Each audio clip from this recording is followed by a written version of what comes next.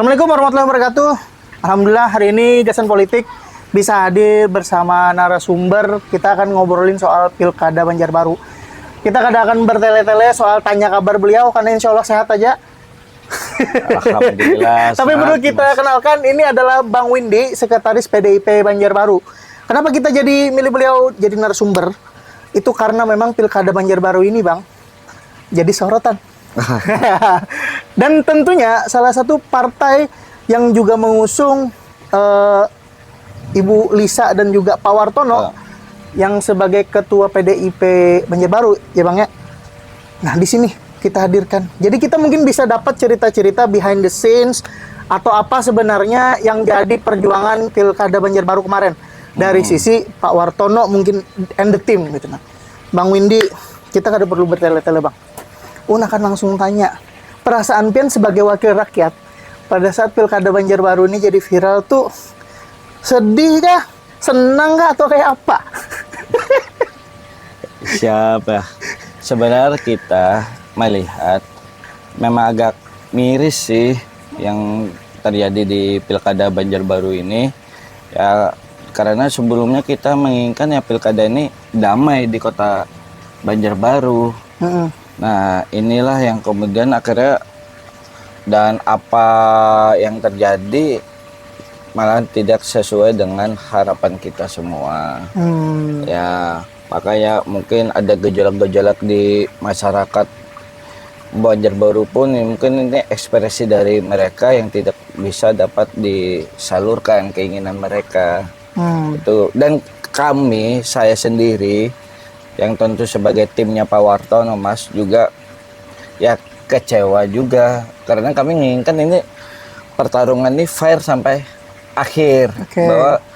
Bahwa seperti yang kemarin Pilkada 2020 kami pun dapat memenangkan Pilkada di Kota Banjarbaru. Nah, Bang, tapi Pian merasa lah kalau sebenarnya dari Pilkada 2020, 2024 itu kalau ulun analisa di mana ada Pak Wartono itu yang menang.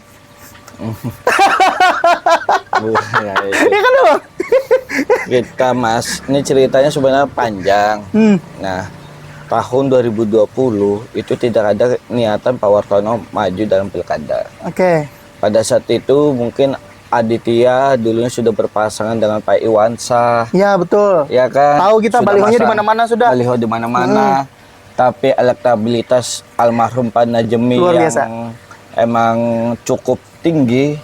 Ya, mungkin akhirnya beliau dengan alasan pada saat itu pandemi beliau mundur dari pencalonan.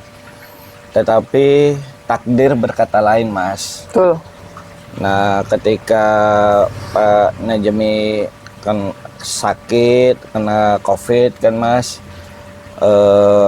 Pak Aditya pun kembali maju untuk Pilkada yang ternyata akhirnya malah berpasangan dengan Pak Wartono. 2020 itu. 2020. Sebelumnya itu nggak ada mendadak juga keputusan dengan Pak Wartono ini, Mas. Karena sebelumnya Pak Aditya akan berpasangan dengan kader Gerindra. Awalnya. Sebelum diakhir dengan Pak Wartono, Ketua PDI Perjuangan Kota Banjarbaru. Sebagai orang yang agak jauh dari Banjarbaru mungkin bertanya-tanya, sosok Pak Wartono ini sebenarnya punya nilai tawar apa secara politik gitu, Bang? Apa sih kondisi di Banjarbaru yang kemudian Pak Wartono ini tokohnya? Gimana tuh gambarannya? Kita melihat Pak Wartono mungkin dari teman-teman dewan yang lain ya yang kenal Pak Wartono. Ya, Pak Wartono mungkin sifatnya humble, Mas. Memasyarakat dan juga menerima siapapun yang datang ke beliau. Kita bisa lihat selama kepemimpinan Pak Wartono yang saat ini sebagai wakil wali kota pun, sebelumnya Pak Wartono itu rumahnya selalu terbuka, bahkan siapapun yang ingin bertamu ya silakan datang ke rumahnya Pak Wartono tanpa harus melewati protokol yang tetek bengek sesulit apapun. Bahkan Pak Wartono bisa sampai jam 1, jam 2 malam siap ditemui masyarakat. Nah, ini yang menyebabkan Pak Wartono itu menjadi daya tarik sendirilah di Pilkada Banjarbaru. Dalam konteks pemilihan itu penting sih Bang lah. Iya, Karena memang betul. harus yang terjun langsung, paham langsung dengan Mungkin masyarakat. nggak hanya saya, mungkin teman-teman yang lain atau masyarakat yang mengenal Pak Wartono pada saat Pak Wartono kemarin Pilkada 2020 bahkan sebelumnya, ya itu Pak Wartono ini orangnya kuat begadang dan suka minum kopi, Mas. Oh, minum kopi. Minum kopi apa kesukaan sih Din Bang? Kopi apa kesukaan? Kopi hitam. Kopi hirang. Iya iya. Karena mungkin hitam kopi-kopi tanpa kayak gula. ini kayaknya. enggak. Karena mungkin hitam. kopi-kopi kayak ini. Bukan kopi susu seperti ini. Oke, kalau misalkan memang semenarik itu sosok Pak Wartono, jadi memang wajar kalau misalkan Ibu Lisa kemudian melirik Pak Wartono jadi wakilnya. Oh, ya sangat wajar, Mas. Jadi ini Agustus ya, bulan Agustus pada saat itu kita dipanggil oleh DPP PD Perjuangan. Oke. DPP PD Perjuangan, dan ternyata juga Bu Lisa dipanggil oleh DPP PD Perjuangan. Oke. PDI pada saat buka pendaftaran, Mas, memang yang daftar dan mengembalikan formulir, yang daftar ada 7 orang, tapi yang mengembalikan formulir itu Ibu Yuti Mahrita dan Ibu Arnalisa Halabi. Jadi 2 orang aja yang mendaftar mengembalikan formulir. Yang mengembalikan formulir, yang oke. daftar lumayan ada 7 orang. Nah, ketika Bu Arnalisa ini diundang ke DPP, ini di hadapan kita dan juga pengurus DPP ada Ibu Sadarestu dan juga ada Ibu Wirianti Sukamdani, pengurus DPP PD Perjuangan. Di hadapan mereka dan di hadapan kita, Bu Lisa mengatakan akan maju ke Pilkada di tahun 2024 ini berpasangan dengan Pak Wartono, Ketua DPC PD Perjuangan Kota Banjarbaru. Mungkin teman-teman bisa lihat juga ketika PD Perjuangan ini ada kadernya yang maju, Harus ini itu, wajib itu. sudah jadi Ibu Mega ini, Ibu Ketua Umum kita Bu Mega itu sangat mendorong apabila ada kader yang maju maka utamakan kader. Oke.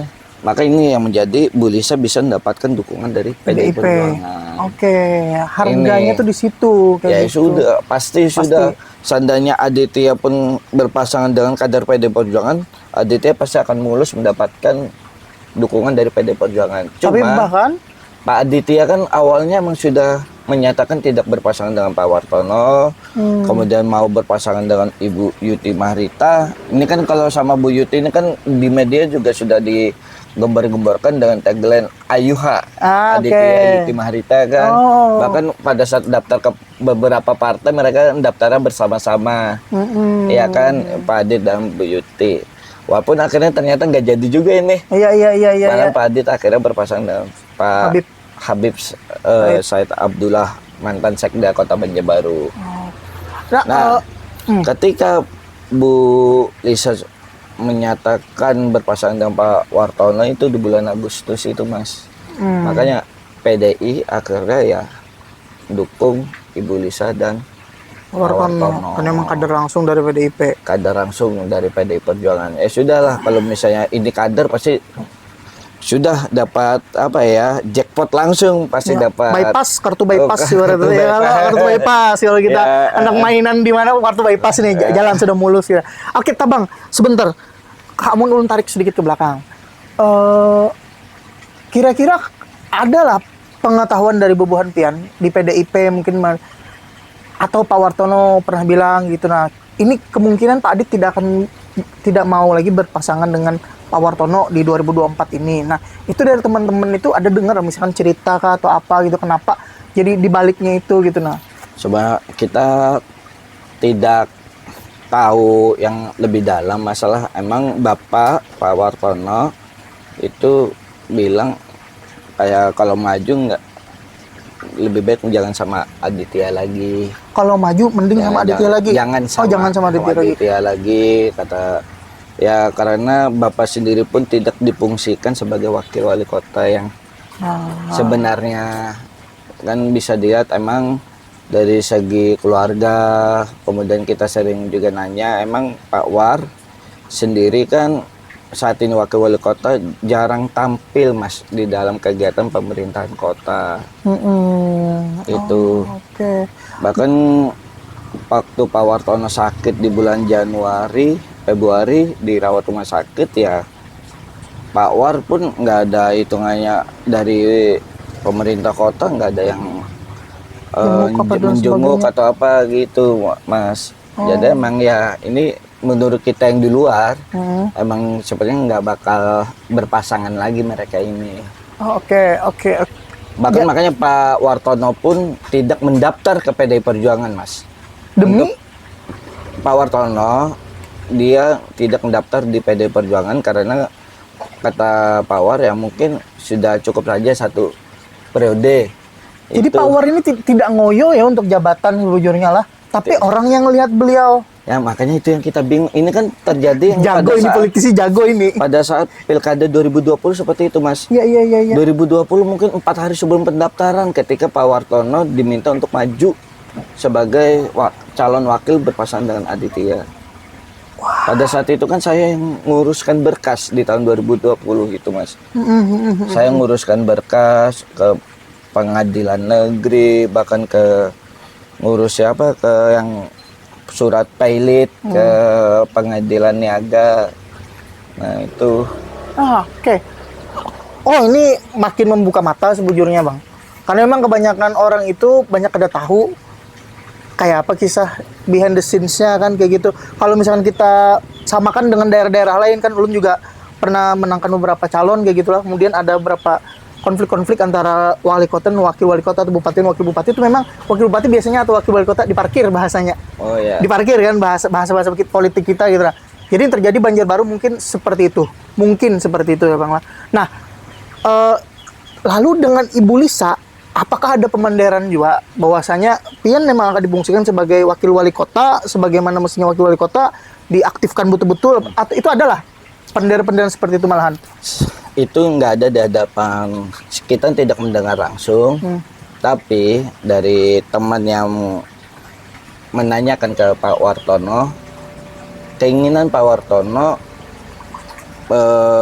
pada saat mendampingi Ibu Lisa tuh, ya, permintaan Pak Wartono cuma sederhana. Yang penting beliau bisa saat ini kembali bisa fokus di kesehatan beliau, dan juga yang kedua kembalikan fungsi beliau sebagai wakil wali kota. Untuk kembalikan fungsi beliau sebagai wakil wali kota. Oke. Kita sekarang ke yang ramai tentang pasca pilkadanya kayak gitu. Nah, banyak orang berpikir lo ini salahnya dari tim Lisa dan kawan-kawan karena mendiskualifikasi. Kalau ulun pernah bikin video juga, bahkan ini sebenarnya adalah suatu taktik politik biasa gitu. Nah, namanya permainan, ada peraturan, diikutin peraturannya kan kayak gitu. Nah, dan menang dengan cara fair menurut ulun di pilkada Banjarbaru. Tapi yang ulun nak tahu adalah bagaimana suasana kebatinan dari entah Ibu Lisa kah atau Pak Wartono kah melihat dengan kondisi masyarakat yang sepertinya ada, atau Pian sebagai wakil rakyat nih mendengar seorang di bawah itu sebujurnya sebanyak itulah yang protes kayak gitu nah. Jadi gini Mas, kita tuh menginginkan pilkada ini berlangsung damai kan di tahun 2024 ini. Cuma kan sebelumnya karena ada laporan pengaduan terhadap Pak Wartono yang pada saat itu Bawaslu Banjarbaru dengan laporan pengaduannya nomor 01 dengan harapan Pak Wartono ini bisa didiskualifikasi. Oh, oleh tim lawan, oleh tim Adit berarti? Ya hitungannya nih dia ngakunya masyarakat walaupun kita kenal. Iya. Dan dia juga ada terlibat aktif lah di tim sebelah. Betul, nonsense, ngapain? Kita tahu kan. Betul, bahkan kita kok dia bisa mendapatkan dokumen pemerintah kota. Ini dari mana kan, berarti dari orang dalam juga dia pasti mendapatkan kalau ngaku cuma sebagai masyarakat. Disitulah yang kita kecewa juga. Kenapa kok paslon yang kita sudah menyatakan ingin pilkada ini damai, tapi ada paslon duluan yang menyerang ke Pak Wartono. Emang diserang Pak Wartono ke pribadi ya? Ke aktivitas Pak Wartono yang oleh masyarakat, ada oknum masyarakat kayak gitu. Jadi laporan Pak Wartono itu bukan laporan pertama, alias ini saling lapor jadinya, bukan laporan Pak Wartono aja kan berarti? Ya justru timnya Ibu Lisa dan Pak Wartono ini Mas bukan yang ngadukan pertama. Oke. Ini cuma reaksi terhadap adanya laporan Juga yang ingin mendiskualifikasikan Pak Wartono dan Pak Bu Lisa. Wartono dan Bu Lisa. Oke. Inilah sedangkan Pak Wartono kan kita lihat orangnya nggak neko-neko loh Mas. Bujur. Cuma ya nggak pernah kepikiran untuk menjatuhkan orang lain. Itulah yang ada di kita. Nah, jadi ya sudah masuk ke kita laporan nomor 2, laporan nomor 3, laporan nomor 4 yang di Bawaslu Banjarbaru ini semuanya tidak memenuhi syarat formil. Oke. Yang akhirnya ada yang ada yang melapor ke Bawaslu provinsi. Nah, kemudian diperiksa beberapa kepala dinas, ada yang diperiksa teman-teman anggota DPRD juga ada diperiksa atas laporan-laporan yang masuk ke Bawaslu provinsi kan, walaupun merekomendasikan mendiskualifikasi pasangan. Oh, ini kita cerita soal laporan tim Aditya nih ya. Laporan tim Pak Wartono tentang Pak Aditya. Oke. Jadi yang diklarifikasi banyak nih. Anggota dewan, Kepala dinas juga kepala dinas juga. Mungkin nanti ya kita lihat di rekomendasinya Bawaslu siapa yang dipanggil. Tapi kalau yang ulun tahu itu memang masih di close. File masih di close ya. Ya, setahu ulun lah ya. Berarti nggak usah di Nah, untuk saksinya ya. Tapi kan ini saksi hidupnya ya, Pak. Ngapain lagi kayak gitu loh ya. Oke. Tapi untuk suasana kebatinannya Bang, melihat daripada masyarakat yang kayak ini kayak apa Pak Wartono? Tapi lu lihat lo memang berdiam aja kayaknya Bu Lisa, Pak Wartononya kan diam-diam aja kayak gitu nah. Dengan yang terjadi ini nih. Ya, apa yang harus kita ungkapkan lagi kan Mas? Bujur. Terus reaksi apa yang harus kita kita lakukan terhadap yang terjadi di Pilkada Banjarbaru? Ulun salut sih. Kita di Banjarbaru kan sudah maksimal juga untuk kampanye apa-apa walaupun hasilnya tidak sesuai. Misalnya kita target mungkin sekian, ada berapa persen suara, ternyata nggak memenuhi harapan kita, walaupun ya tetap Bu Lisa dan Pak Wartono yang ditetapkan sebagai pemenang Pilkada tahun 2024. Ada satu yang hendak konfirmasi nih Bang. Apakah betul masyarakat Banjarbaru ini, karena ulun banyak dapat komentar di video ulun ngomongin soal Pilkada Banjarbaru juga kayak gitu, bahwasanya memang masyarakat Banjarbaru ini masih tidak bisa menerima pemimpin perempuan gitu. Nah, Spian sebagai wakil rakyat mungkin ada mendengarkah itu atau memang itu olahan-olahan aja kayak gitu nah, dari masyarakat yang ngakunya masyarakat Banjarbaru atau oknum-oknum aja. Itu menurut Pian nggak ya Pak anggapan itu? Banjarbaru untuk pemimpin perempuan memang kalau kita baca di media sosial tuh banyak yang ada bahasa penolakan. Oke. Tapi kita lihat kan ini cuma sekelas kepala daerah ya Mas ya. Pada kepala dinas juga banyak perempuan di Kota Banjarbaru ini. Lurah juga banyak perempuan, camat juga ada perempuan. Yang otomatis kinerjanya juga fan-fan aja, bagus-bagus aja kinerja yang ini sosok perempuan ini. Jadi ya selama dia komitmen ya kinerjanya bagus, kenapa enggak kita dorong? Itu. Dan ulun juga mencontohkan memang Bang, pada saat di video itu ada kok pemimpin perempuan yang memang sukses dan bikin daerah rakyat di daerahnya tuh bangga gitu. Jawa Timur. Bu Risma ya. Bu Khofifah gubernur ya. Bu Risma wali kota Surabaya kayak gitu kan. Jadi sebujurnya bahkan mereka tuh memperlihatkan sisi keibuannya gitu. Akhirnya empatinya lebih muncul gitu. Ini calon gubernur Jawa Timur aja 3 pasang, ketiga-tiganya perempuan. Padahal basicnya juga agamis di Provinsi Jawa Timur kan. Betul, sepakat loh. Artinya tuh memang ada yang ngomong kayak gitu, tapi juga faktanya di lapangan banyak yang kompeten malahan lah. Ya hitungannya selama dia bekerja dengan baik, kenapa nggak kita dukung? Oke. Ini mumpung ada Bang Windy, mungkin aku akan akhiri aja karena jadwal Pian kan padat nih Bang. Jadwal Pian padat ya. Memang yang harus dibuktikan ke depan itu kinerja pemerintah yang ada Bang, ya kan? Kan sebagai wakil rakyat Banjarbaru pastinya bisa lah menjembatani itu untuk masyarakat yang awalnya skeptis jadi punya harapan lebih besar dengan kinerja Pak Wartono dan Bu Lisa.